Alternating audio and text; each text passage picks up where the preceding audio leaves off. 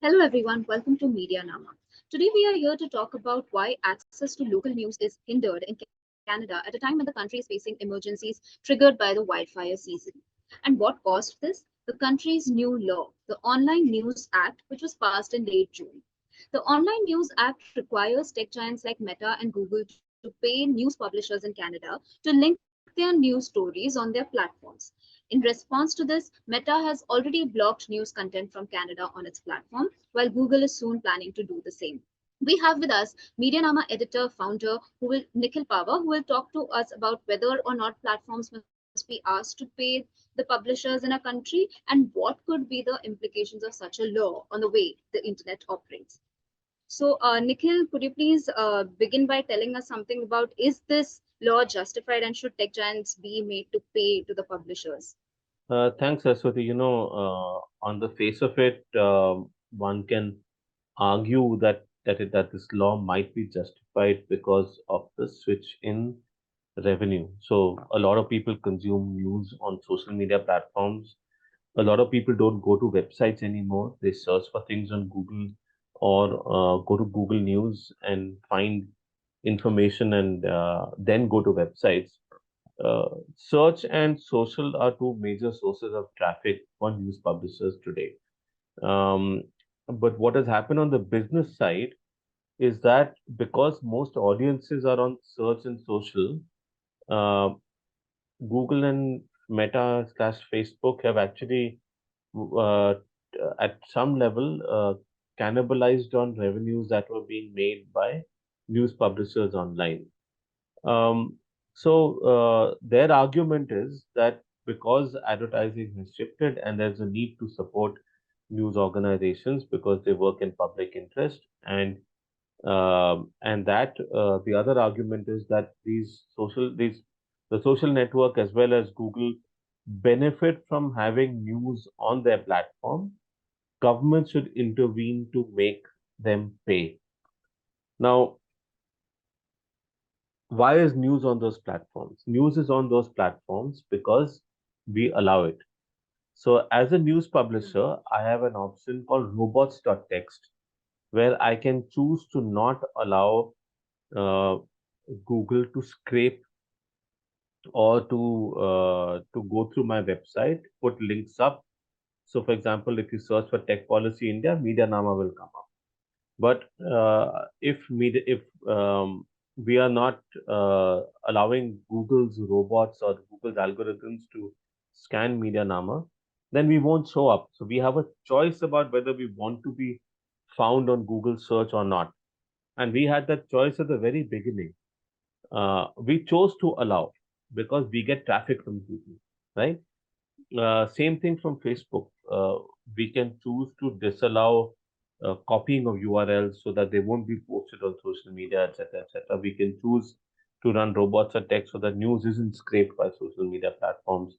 But the fact is that all publishers have leveraged both social media and Google search to get traffic from consumers. And then we've run ads or subscriptions on our sites so that people who find us will, in some shape or form, either by viewing an ad or clicking on an ad or subscribing to us, will pay us. So these platforms are actually sources of revenue for us, and we have every opportunity to prevent our content from going on those platforms.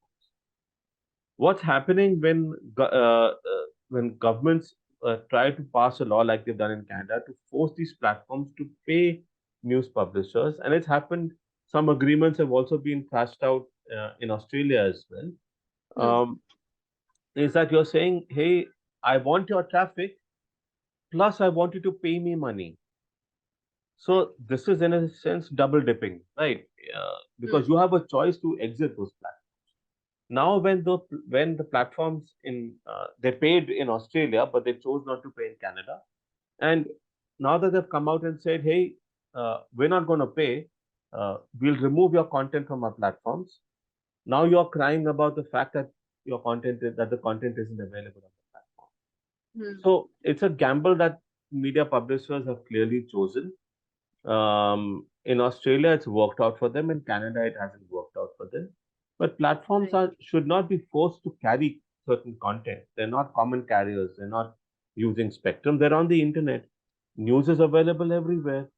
They run the risk of losing users if news isn't available on the platform. So I think it's very hypocritical of Justin Trudeau to criticize, for example, in this case, Meta uh, for not carrying news of the allowing news links for the Canadian wildfire.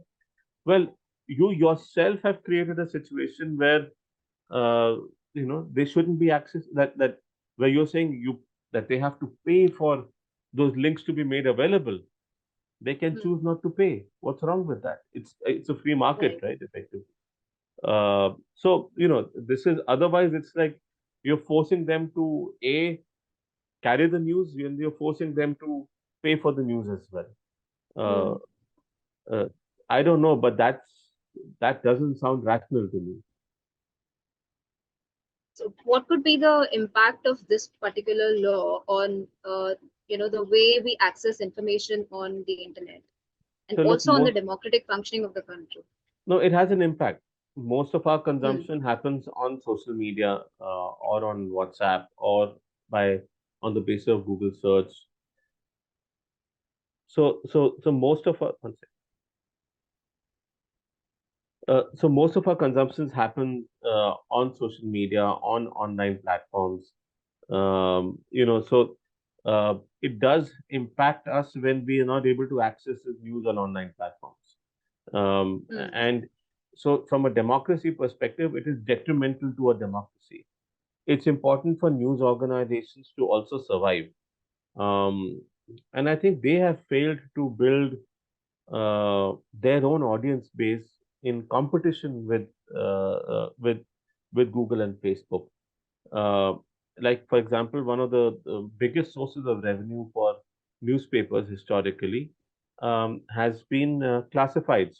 They allow job Hmm. sites and other kinds of matrimonial sites and all of these other sites to take classifieds revenue away from them. Craigslist has had a significant impact on media solvency, right, globally. So uh, if you haven't evolved and someone's come in and taken that business away from you, that's your problem. You have to, if you're competing in a market for classifieds, you need to compete with the best of them. They used to have exclusivity because they had exclusivity over distribution, exclusivity over newsprint. That exclusivity is no longer there. There are online publishers that have benefited from social media and are not asking for this kind of a tax, right? Hmm. Um, it's only traditional publishers which are bloated, inefficient, maybe haven't evolved as much towards the internet that are asking for government to come and save them. And normally these requests Right. happen during election times. And we are seeing Hmm. similar requests in India as well. Yeah, it's just like, so. What's the situation in India? So, I mean, it's not something that's like we've been hearing murmurs about the fact that there is the same situation that is being demanded by Indian media publishers, where they want big tech platforms like Google and Facebook to pay Hmm. them for news. The same way it's happened in Australia, the same way it's happened in Canada. India is going into elections next year, and so news publishers are using that mechanism where there is governments are positively inclined towards giving media publications stops before elections. Political Hmm. advertising has been one mechanism that increases, particularly during elections. Government advertising increases during elections. So it's one of the demands. In fact, what we've seen is that Indian media publishers have consistently lobbied the Indian government to the detriment of online publishers. So, for example, they have lobbied for FPI restrictions on online media, which were imposed in September 2020. They have lobbied consistently for, this link tax as it is. The other thing to consider, and I'm sorry I forgot to answer this question earlier, is the impact on the broader internet as such. Hmm. So, links are a very important component of the internet. Everything is linked Right. together online, right? And links are a mechanism of sharing information. So, what has happened with the link tax is that with this kind of a taxation is that you're actually saying that someone should pay to allow publishing of a link, allow another user to Hmm. publish a link. That goes against the fundamental foundational principles of the internet. It and because the internet is like a network of links, you go from one link to the other. The expansion of knowledge, Right. the figuring out of certain things. Wikipedia is I mean, it's called a Hmm. rabbit hole as such because everything is in. It's an encyclopedia where everything is interlinked. A link tank is detrimental to access to information for users, and I would say that a link tax is actually restrictive in terms of freedom of speech. Uh, Right. by you're actually because of this you're preventing me from publishing the link to a news article on a social media platform if the platform refuses it. So the platform may be censoring this, but you've created an environment where they are forced to censor it because why should they be forced to pay just because a user wants to publish a link? That doesn't make sense. Hmm. Okay.